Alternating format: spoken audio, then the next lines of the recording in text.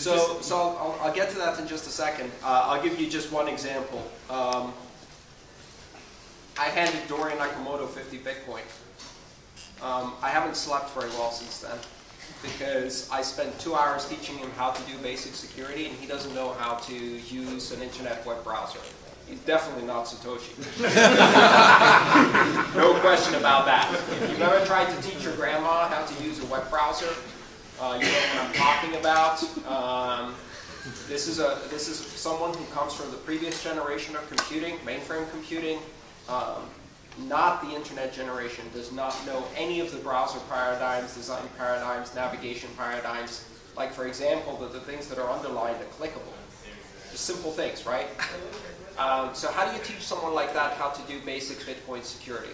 Very, very difficult, right? Andreas, but we can use hardware devices to store. Okay, so let's talk about how we get around this.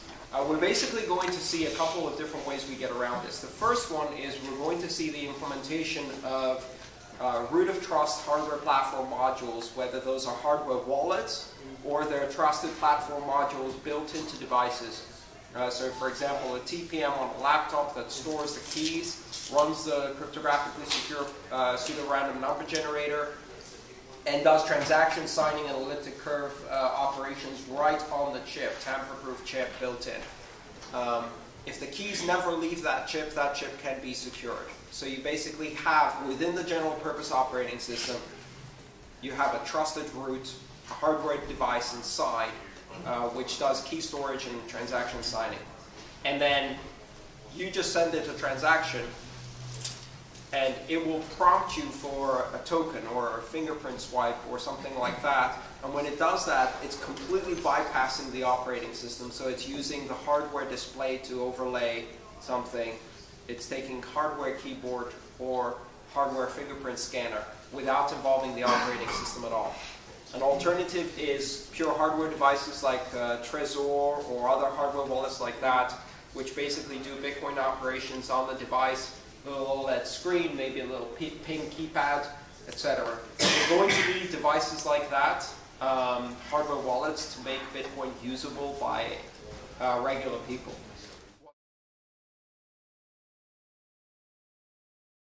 What's really promising is the capabilities around multi-sig. So what you could do with multi-sig is you could introduce risk management and arbitration through the use of an additional signature. So when you hear people say that Bitcoin transactions are not reversible or that you have no recourse, that's not actually true. With multi-sig, you can make transactions under escrow that are reversible effectively, and you can introduce recourse. So this is the way I tried to describe it. If you do a transaction on the PayPal system, PayPal is your arbitration provider. If something goes wrong, PayPal is the recourse you have, but only PayPal, and only by their rules. And if you do a transaction on Visa and something goes wrong, you can call Visa and they will give you recourse, but only Visa on the Visa network. So in the traditional world, when you choose the payment system, you choose the arbitration provider and you choose the rules of arbitration that go with that provider, and you don't have another choice. With Bitcoin, you can actually introduce arbitration providers into each transaction on a case-by-case basis and make a choice. Let's say, for example, you want to do a real estate transaction. You could agree with the other party to introduce an arbitration provider who does escrow for that transaction. And you would pick someone who is a real estate expert. You would pick someone who has good reviews as an arbitration provider. And then that person or institution or algorithm could provide escrow services for you for that particular transaction. If you're doing a transaction that involves purchasing antiques or art, you might have an arbitration provider who has experience with Sotheby's auctions and art appraisal. If you do a transaction that involves international shipping, you might involve an arbitration provider that does import-export businesses, shipping, and transportation insurance services. So what that means is that with multi-sig and the ability to introduce an arbitration provider of your choice, you open up an entire market for arbitration providers, and you can pick and choose from that market. You don't have to pick just one. You can have multiple arbitration providers, and you can have backups between them. And with that, you can also have, on a per transaction basis, you can introduce someone to do just risk management. That's something that Reintroducing is doing, that CryptoCorp is doing, and a bunch of other companies are now developing around multi-sig. The idea basically is that you have a wallet and a set of addresses that are always, by definition, multi-sig. You put your funds in there, and then every time you try to spend something, it requires two signatures. One from you, and one from your risk management provider. And what your risk management provider is going to do is they're going to look at the transaction you're trying to sign, and they're going to evaluate how risky that transaction is. They're going to look at how big an amount it is, what percentage of your total balance it is, what the destination address is, whether it's a known merchant or a payment poster like BitPay, or whether it's a completely unknown address, or worse, one that has been identified as being involved in phishing attempts. And then they'll call you. They'll text you. You'll get a phone call that says, you are trying to spend $100 to Thieves Are Us. To approve this transaction, press 1. To cancel this transaction, press 2. And so you can easily manage that risk. So that's something we're going to see being developed in the Bitcoin space now.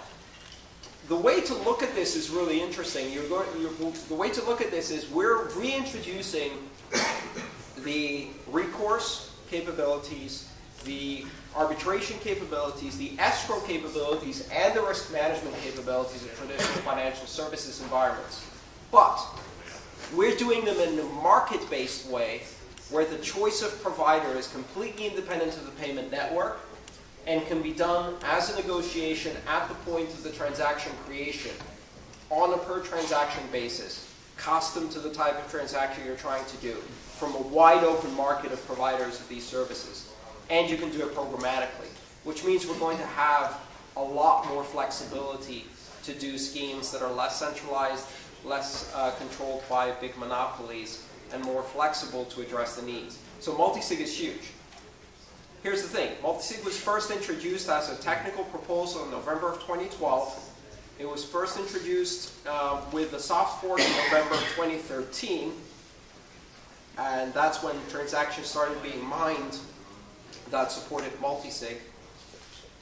And we are now 4 months from the moment it was introduced. Now, the fact that in 4 months there are half a dozen companies working on this, and every single major wallet is working on this, is nothing short of miraculous.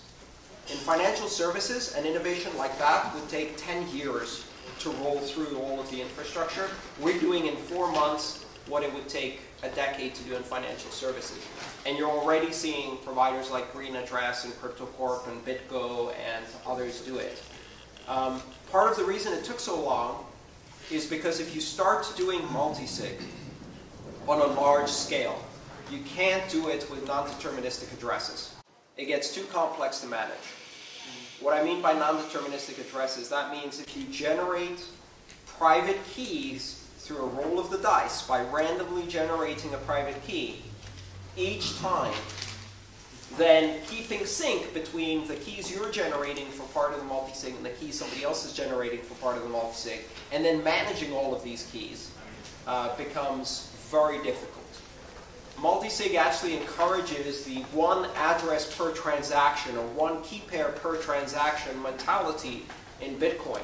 So now the number of addresses you have to manage and the number of key pairs you have to manage explodes once you start doing multi-sig.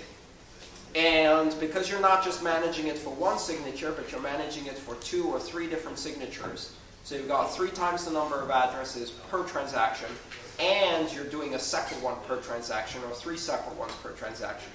There's no way to do that with random rolls. So you've seen 2 things move in parallel. One is multi-sig and the other one is hierarchical deterministic wallets, BIP0032, tree-based wallets. And what these allow you to do is from a common seed generate billions of key pairs that are all predictable, and then have a specific structure within them that allows you to quickly identify which key pair is used for which transaction, regenerate that, and use it to sign a transaction. So both of those have been moving in parallel. Hierarchical deterministic wallets are absolutely fascinating. You can do essentially a tree which has a root node and then below it 32 bits of address space on the first level. That's 4 billion branches on the first level, followed by 4 billion branches per branch on the second level, followed by 4 billion branches on the third level. So the easiest thing you can do in a hierarchical deterministic wallet is get lost. Okay. And if you don't know where you are on the tree, there's no way you're going to find your way back to that. So what's been happening over the last 4 months is a really broad discussion among the makers of hardware wallets like Trezor, software wallets like Multi-Bit Armory and things like that, and web wallets like Green Address, BitGo, including blockchain and many others, on how you structure the internal path of a BIP32 address so that you can predictably recreate them. So which branch of the tree is used for private signing keys, which one is used for creating change addresses, which one is used for doing multi-sig transactions, which one is used for doing Bitcoin, which one's used for doing Litecoin, for example, so you can have a common seed across currencies. All of that work is now coming to fruition, so you're going to see a lot of things happen in the next couple of months. Pretty much every company in the space is working full speed to do that. So that was a very long answer on security and multi-sig and hierarchical wallets, but things are getting a lot better. If you look at the problems we have in Bitcoin with security, there's two ways to look at them. One is, this will never work and never go mainstream. And to those who think that, I will tell them that in 1992, I sent email using Unix command line skills, and it took 2 days to cross the internet. And there was no way my mom was going to do that, right? But it happened. And I remember when doing a search on Archie, it took all day.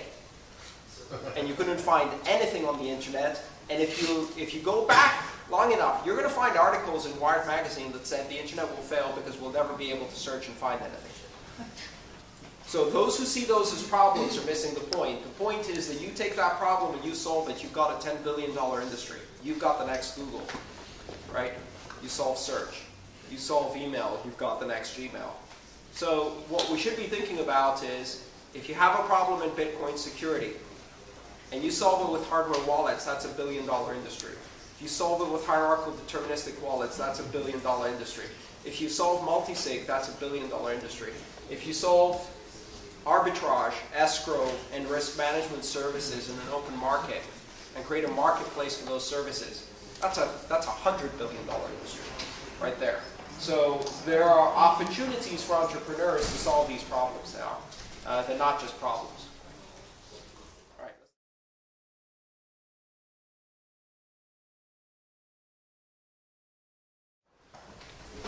That's going to be a rather long answer too. This is one of the fundamental issues or compromises or design decisions that anyone has to make if they're trying to develop innovation in blockchain technologies, which is you have a Bitcoin blockchain with, I don't know, is it 10 petahashes now? I don't remember what it is right now. Maybe I'll use the zero block application my company makes to look that up. But you have 10 petahashes, say, of hashing power on Bitcoin. And then you've got a fraction of that on alternative chains like Doge, Lite, Peer, Prime, whatever. If you're building a new blockchain technology, then the fundamental problem you have is you either have to find a way to squeeze your functionality inside the Bitcoin blockchain and take advantage of its hashing power, or you have to create something compelling enough to attract miners and then bootstrap your own hashing power fast enough before someone comes in with an ASIC and stomps on you. If you do a CPU-friendly blockchain technology today and try to bootstrap an altcoin on a CPU-friendly technology, I'm going to go and rent a botnet for a day with 15 million machines, and I'm going to take over your alt chain in 5 minutes, right? And you just lost your alt chain. It's very easy to do. If you decide that's going to be too easy to do, and you make a SHA-256 friendly alt chain, You're going to boot your nice, brand new, baby little alt chain, and I'm going to dump a terahash ASIC on you and take it home, right? And so now I own your alt chain that way. So you're squeezed between two alternatives that are both of which are really terrible, right? It's very difficult to boot an alt chain now to a level that's sustainable that cannot be hacked easily, even by one person, let alone a coalition of a couple of hackers or a couple of ASIC miners. So this is going to be the fundamental compromise. How do you design features? So at the moment there are three answers to that. Answer number one is you use a layered protocol on top of Bitcoin and you take advantage of Bitcoin's hashing power. Answer number two is you can create a compelling alt chain and you bootstrap it as fast as you can and hope that no one 51%s you while you're booting it. And answer number three is you create a Turing-complete platform for building chains called Ethereum, and you build everything on top of that. And the advantage of that is you get your chain implementation, but you share mining with everybody else's chain implementation. So what you're doing is you're running a contract. I think Ethereum is actually one of the great answers. I think the overlay protocols, Mastercoin, Counterparty, etc., are a great answer. I think the build your own alt chain is going to become non-viable. So the way to think about it is this. Think about the overlay protocols as HTTP. If you want to develop new functionality on top of the internet today, you do not invent a transport protocol. You write over HTTP or TCP. Or you write over a peer-to-peer protocol like BitTorrent. You use the fundamental building blocks and then you layer it on top of something that already works well, and you take advantage of that network effect. Nobody goes out and implements a completely new transport protocol because it's infeasible, because it cannot scale effectively. So I think we're not going to see many alt chains coming out. We're going to see most of them as layered protocols. Here's the other thing to think about. A lot of people are worried about what happens with Bitcoin and whether groups that are powerful can come together and alter the course of Bitcoin and turn it into some kind of PayPal-like version and introduce features nobody wants and subvert the protocol, right? Hijack the core Bitcoin protocol and subvert it. I don't worry about that. I worry about the exact opposite, which is if you look at the Bitcoin consensus mechanism today, in order to achieve consensus for a hard fork, not a soft fork, but a hard fork, you need to get massive support from the miners, both independent miners and mining pools. But that's not enough. You also need to get support from the merchant processing gateways, because if they're not processing the merchant transactions on the new fork, and they stay on the old fork, then even if the miners move, they're mining empty blocks. You also need to get the support of the web wallet companies like Blockchain, and the big exchanges and brokers like Coinbase and Bitstamp. Because if you don't, once again, the miners all move, and now they're mining empty blocks. And you have to get the support of the users, and you have to get the support of the hardware manufacturers that are coming along, like Trezor and others who are making hardware implementations of the core protocol.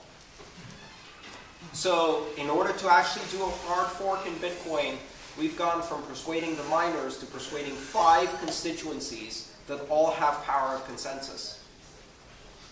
And if you know anything about democracy, you'll know that it's going to become very, very difficult to achieve consensus on that scale on major changes. So what I anticipate we're going to see over the next year or 2 years is gradually the rate at which major changes to the protocol in Bitcoin can happen will slow down until within a couple of years the core Bitcoin functionality will freeze and we will not be able to make any more changes. This is exactly what happened to IPv4. It got to a point where enough hardware was implementing IPv4 and distributed in millions of routers and millions of edge devices and millions of custom devices that were connected to the network but implemented the IP stack, that you could not roll out new versions of the protocol. And as a result, even IPv6 is almost impossible to deploy. It's taken us 16 years And we'd rather do kludgy patches to IPv4 like NAT and CIDR and things like that, because we can't get to the next version. Essentially, the protocol ossified, right? It got big enough, good enough, early enough, and then it stops evolving. You cannot introduce more evolution because there's too much embedded hardware and too much network effect. That's going to happen to Bitcoin in the next 2 years, in my opinion. The core Bitcoin protocol is going to stabilize in whatever state it is, whether we like it or not, whether it's ready or not, and then we won't be able to make any major changes. I think we need to get some of the anonymity issues done right before then, some of the fungibility and scalability issues done before then, because we will not have a chance afterwards. In the next 2 years, we will have the protocol for Bitcoin that will be with us for the next 3 or 4 decades. So think about that for a second. That's a much bigger risk than someone hijacking the protocol, rather the fact that we won't be able to change it. So what happens then? Exactly what happened with IP. Most of the innovation moves to layers above the core protocol. The core protocol stabilizes and freezes into a state where it supports the basic functions like TCP/IP has. And then you have a layered protocol on top, just like HTTP, which opens the door for introducing layers of innovation above the core protocol. So Counterparty and Mastercoin serve the purpose of HTTP. They allow us to move the innovation up one layer. Freeze the basic address and transport layer in Bitcoin, the core transaction fungibility layer, freeze that, and then move the innovation up one layer where you can have a lot more flexibility. Until eventually that layer freezes too. HTTP is basically frozen on the internet too, more or less. And increasingly even HTML is getting difficult to operate, right? And this is the history of computer science. This is the history of computer science since the beginning. As layers get abstracted and you build things above them, the interfaces that point down make it very difficult to change the layers underneath because they affect too many things on the northbound side. And so those layers freeze and you build another layer on top. We're going to see that evolution happening in Bitcoin. So I expect the development of Ethereum as a platform that's a bit more flexible, working in parallel with Bitcoin as a currency, as well as the secondary layers, Counterparty, Mastercoin, and whatever comes next, will give us the way to develop all of the innovation we need. Because alt chains on their own cannot stand. You need a very compelling reason to mine an alt chain.